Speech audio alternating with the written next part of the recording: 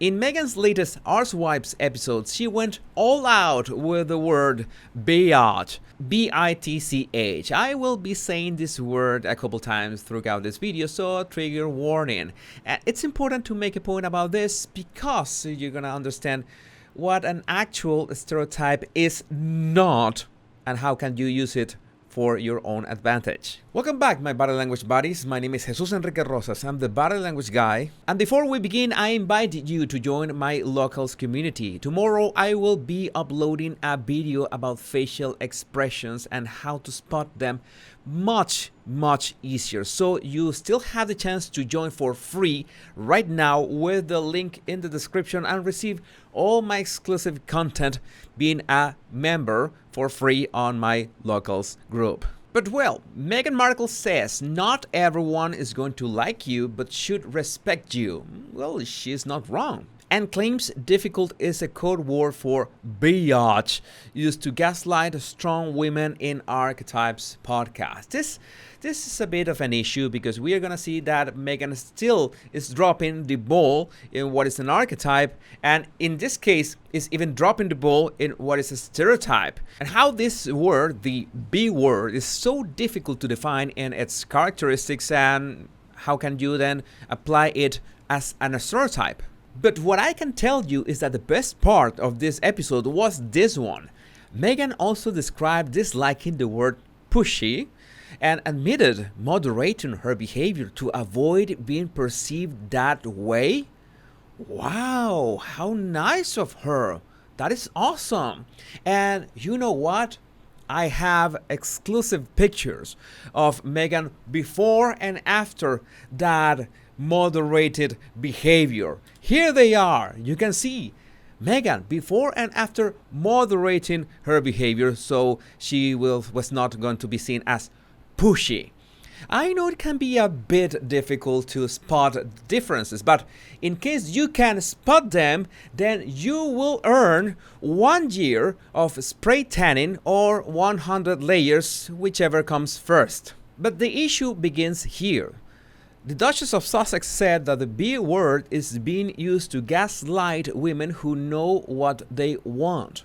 And that is such a broad spectrum, women that know what they want.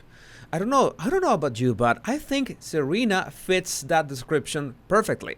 And you might remember that Serena was the first guest on her first episode about ambitious women.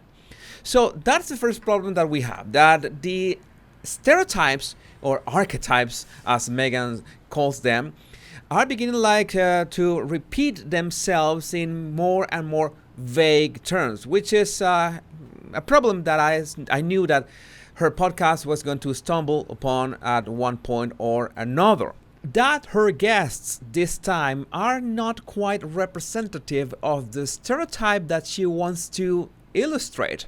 On this week's episode, Meghan spoke to business leaders and entrepreneurs, including Melody Hobson, the chairwoman of Starbucks, who was the first black woman to chair a Standard & Poor's 500 company. The episode, entitled To Be or Not to Be, also stars Victoria Jackson, the makeup mogul and a friend of Meghan. Okay, this is great that she invites entrepreneurs and we can know about their experiences. What I don't get is why Meghan expressly relates women entrepreneurs to biatch. Okay, because that is a connection that Meghan is doing in a subjective way. Because we already know that Meghan says that it is about women that know what they want, but that is such a broad spectrum. There is no way to just say that, well, yeah, women entrepreneurs. And how can you know that these women are considered that word in their companies? And by the way, at no point Meghan does this connection between these entrepreneur women and the word biatch. I think out of, being diplomatic and not being insulting, but at the same time you say, then why are you talking about this word and why are you relating that to women entrepreneurs when there's no way of saying, yes, there is a solid connection in here. I understand that Meghan wants to make a point about the stereotype of being a biatch. But there are so many variations of this, and I think the best way to approach it is with fictional characters. The first fictional character that I can imagine is Miranda Presley from The Devil Wears Prada. She is the insufferable boss lady, which is a stereotype, an actual stereotype. She can have bitchy traits, okay, but she's just one example. And what this movie does right is not just portraying that exploitative attitude from Miranda to Andrea, but at the end of the movie, that smile that the character has is the clue that Miranda, deep inside, deep below that layer of toughness, she is a human being, and she feels that she did something good for Andrea, that Andrea like survived her, and she feels proud just for a second. Another example is Rita Rataski in Edge of Tomorrow. In fact, there's actual graffiti in the movie that says Full Metal Bitch. But in this case, it's a purpose-driven heroine who is, tough and bitter, not because, not for the same reasons of Miranda, but because she has all this PTSD from fighting aliens over and over again. And that's why she acts so tough with Tom Cruise's character all the time. She has those bitchy traits, but for a different reason. I also love this character because in their writing, they make sure to show that multi-layering too. I don't want to spoil this movie that much, but at some point she reveals her middle name to Tom Cruise, which is not that a big revelation for the movie in itself, but it's nice for the mechanics of the movie. Her middle name is Rose, which is a great symbol because a rose has thorns. She's tough on the outside, but at the same time it's delicate and will only open for the light. In this case, for Tom Cruise, who earned the right for that openness. And there are other biatches that have no redemption arc, like Amy Dunn in Gone Girl.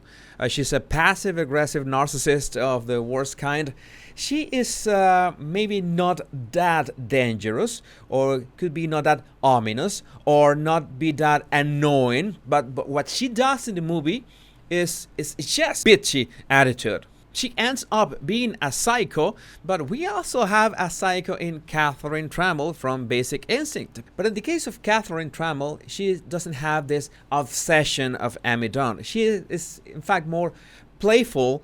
Like, I want to play with people. I want to drive them mad, trying to figure out if I am guilty or not. And that's what makes the plot so interesting. Now, why do I give you all these examples? It's to illustrate that the biatch archetype or stereotype or whatever it is, which I think it's neither, it's so hard to classify or to assign or to say these are the characteristics of this B word, that it can't really be assigned as, oh, I'm being treated like this. By all means, it could be the trope of the taming of the shrew. You have this strong character woman that is a rebel, and finally there's a man that comes and tames her. Of course, that is a oversimplification, and as you saw in the previous examples, that rebel, that shrew, that biatch can be basically anything you want. Not only women that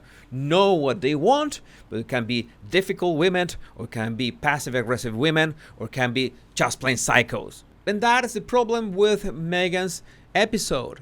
It becomes foggy. I mean, what is the point of this? It also has these conversations that lead to nothing. At some point I said that the idea of a podcast behind stereotypes of women is a great idea, in fact. I've said that, and still a good idea. The problem is that more episodes you have, you notice that they begin to fade into each other. Every concept begins to fade into each other, and the first episodes are gonna have the most punch, but as you add up more of them, it's gonna be like, what is the point of this? Now, I have to say, it takes a lot of creativity and a lot of effort to, not only pick the concept of every episode, but have also guests that fit that concept, and that is also a problem because you will not always have the best example, the best guest for a concept that you chose. And that's why Meghan sounds so watered down in this kind of remarks. Describing what people mean when they say bitch, Meghan says, what these people are implying when they use that very charged word is that this woman, oh, she's difficult. Which is really just an euphemism, or it's probably not even an euphemism. It's really a code word for the B word. It's like a foggy word salad. And thanks to Rabbit Panda on Twitter and the comment exactly, she oversimplifies it by saying difficult is code for biatch. I had to say it's more nuanced, but it's surely more complex than that.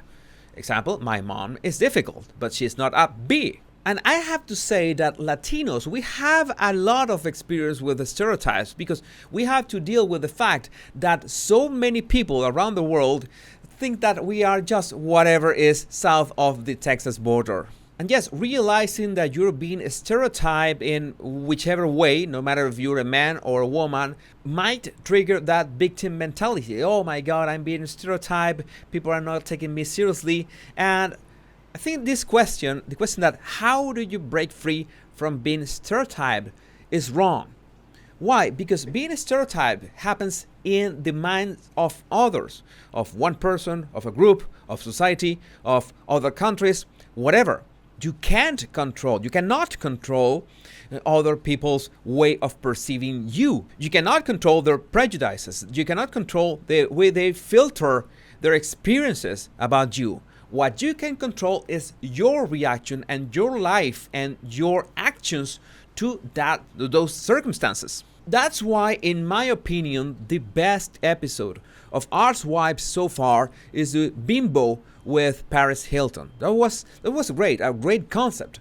Like Meghan wanted to show it like it was bad to be seen as a bimbo, but she chose the exact opposite to make her point, which Paris Hilton used that stereotype for her advantage, and it was magnificent, and it's something that we should learn from. And it reminds me of this book from Nassim Nicholas Taleb, Anti-Fragile, in which are the systems in which chaos and uncertainty actually empowers them, makes them stronger, which are not easy to find. And of course, in this case, we're not talking about uncertainty, but we are talking about stereotypes. But either way, Paris found a way to, well, grow more powerful from it. It's like I'm using those Latino Spanish stereotypes, just like Antonio Banderas, for my own advantage. And thanks to Ciso on Twitter for this excellent thought. Melody Hobson is the anti-Meghan when you think about it. She realized that the way you approach people depends on the audience and the situation. She learned that she is more likely to get her way or meet her goal if she presented herself in a way that her audience was more receptive to. That is persuasion. That makes sense. She also realized that this wasn't some sort of negation of her authentic self or some bullshit, but a shrewd business move. Meghan believes that any compromise or change of behavior is akin to self-erasure or enslavement of some kind, so she refuses to change anything about herself or her approach and digs her heels in. Well, that is in her current Meghan incarnation, because you know that Meghan has gone from many reinventing herself, many Meghan versions, but she is trying to make it seem like, oh, I've always been like this, you know, the nerdy mom, which is her current version. This is why she fails at almost everything she does. She has zero bend, a rotten attitude, and people know it. Yeah, they sense it. And the final laugh is this one. The former actress went on to reveal Jeopardy as her favorite show growing up. We already knew that from her Variety interview, adding, I would eat my dinner on a TV tray in front of the screen, watching each category with bated breath and intense focus, trying to absorb whatever facts they were firing off in the form of a question. She added that host Alex Trebek was a daily part of her life, even claiming that when he died in November 2020, she, Meghan Markle, received messages of condolences. I mean, how narcissistic can you be? I would love to read what you think in the comments. My body language buddies, my name is Jesus Enrique Rosas. I'm the body language guy. And remember to download my 100 body language tips right in the description of this video. Much love and bliss.